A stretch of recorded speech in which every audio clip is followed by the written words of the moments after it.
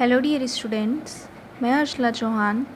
आज का मेरा लेक्चर बीएससी सेकेंड ईयर के लिए है, जिसमें हम सेकेंड ईयर के सेकेंड पेपर की यूनिट थर्ड के कुछ बेसिक टर्म्स और कुछ बेसिक फार्मूले पर बात करेंगे।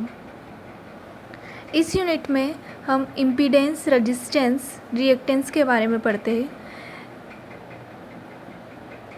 इन तीनों टर्म्स पर कुछ बेसिक डेरिवेशन, कुछ बेसिक फार्मूले डिराइव किए जाते हैं।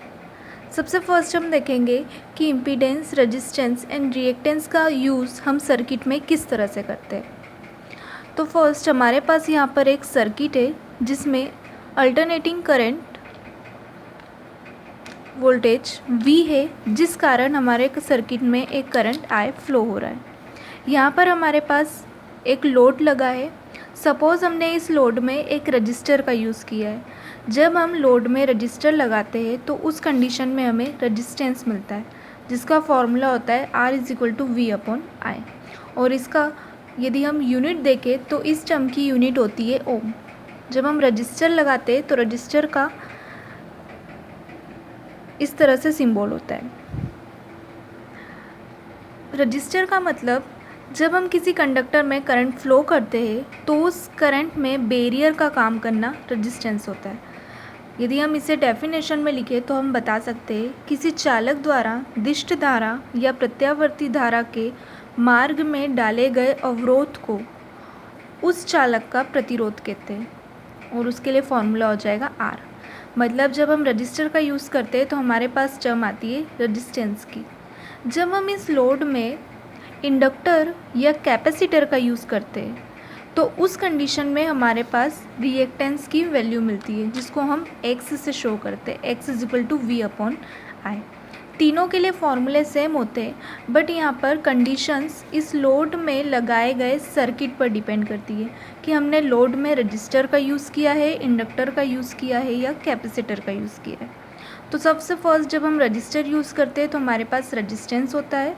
जब हम इंडक्टर या कैपेसिटर का यूज़ करते हैं उस कंडीशन में हमें रिएक्टेंस मिलता है। तो X हो जाएगा V/I। इसकी यूनिट भी ओम होती है।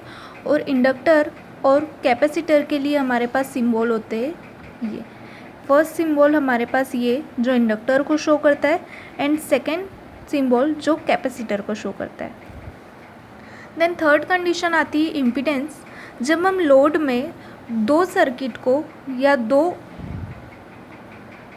या तो हम रजिस्टर या इंडक्टर को या रजिस्टर या कैपेसिटर को या फिर तीनों ही कंडीशन रजिस्टर, इंडक्टर और कैपेसिटर को साथ में लोड में अटैच करते हैं तो उस कंडीशन में हमें इम्पीडेंस मिलता है, प्रतिबाधा, जिसका फॉर्मूला होता है Z=V/I। और इसके लिए यूनिट भी ओम होती है। इसका सिंबल हम इस तरह से दिखा सकते हैं कि हमारे पास सबसे फर्स्ट कंडीशन में रजिस्टर और इंडक्टर का यूज़ किया है, जिसे LR सर्किट भी कहते हैं। देन सेकेंड कंडीशन में हमें रजिस्टर और कैपेसिटर का यूज़ किया है, जिसे CR सर्किट कहते हैं। एंड थर्ड में हमने रजिस्टर, कैपेसिटर और इंडक्टर तीनों का यूज़ किया है, जिसे LCR सर्किट कहते हैं। तो इसके अकॉर्डिंग हम इन तीनों टर्म्स को डिराइव कर सकते हैं रजिस्टर, इंडक्टर और कैपेसिटर के थ्रू। अब सबसे फर्स्ट हमने रेजिस्टेंस देखा, जिसे हम कैपिटल R से शो करते हैं और उसके लिए हम रजिस्टर का यूज़ करते हैं। देन थर्ड कंडीशन रिएक्टेंस हमारे पास दो तरह से हो सकता है। एक होता है इंडक्टिव रिएक्टेंस और एक होता है कैपेसिटिव रिएक्टेंस। यदि हम रिएक्टेंस की परिभाषा देखें तो रिएक्टेंस होता है प्रत्यावर्ती धारा परिपथ में प्रेरक कुंडली या संधारित्र, मतलब इंडक्टर या कैपेसिटर में से किसी एक के उपस्थित होने पर परिपथ में प्रतिरोध को प्रतिघात कहते हैं। कंडीशन प्रतिरोध की ही होती है, लेकिन हम यहाँ पे रजिस्टर की जगह इंडक्टर या कैपेसिटर यूज़ करते हैं, इसलिए उस कंडीशन में रजिस्टेंस की जगह उसे रिएक्टेंस कहा जाता है और इसे X से शो करते हैं। इसका मात्रक भी ओम होता है। देन थर्ड हम बात करें इम्पीडेंस की, प्रतिबाधा की, तो इसके लिए फॉर्मूला होता है प्रत्यावर्ती धारा परिपथ में ओमीय प्रतिरोध प्रेरक कुंडली और संधारित्र में से दो या दो से अधिक के उपस्थित होने पर परिपथ में प्रतिरोध को प्रतिबाधा कहते हैं। मतलब जब हम लोड में रजिस्टर के साथ साथ या इंडक्टर या कैपेसिटर या तीनों ही टर्म का एक साथ यूज़ करते हैं तो उस कंडीशन में रजिस्टेंस को ही इम्पीडेंस कहा जाता है।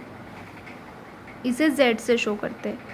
कंडीशन सेकंड हमारे पास है कि हम रिएक्टेंस को इंडक्टिव और कैपेसिटिव दो तरह के रिएक्टेंस में बांट सकते हैं। सबसे फर्स्ट इंडक्टिव रिएक्टेंस वो होगा जब हम इंडक्टर का यूज़ करते हैं। जिस कंडीशन में हम इंडक्टर का यूज़ करेंगे उसमें X के लिए इंडक्टिव रिएक्टेंस के लिए फॉर्मूला हो जाएगा XL is equal to omega L, जहाँ ओमेगा इजिक्वल टू होता है 2πf एंगुलर फ्रीक्वेंसी। यहाँ पर फ्रीक्वेंसी बढ़ाने पर यहाँ पे यदि f की वैल्यू बढ़ती है तो हमारे रिएक्टेंस की वैल्यू भी बढ़ाई जाती है।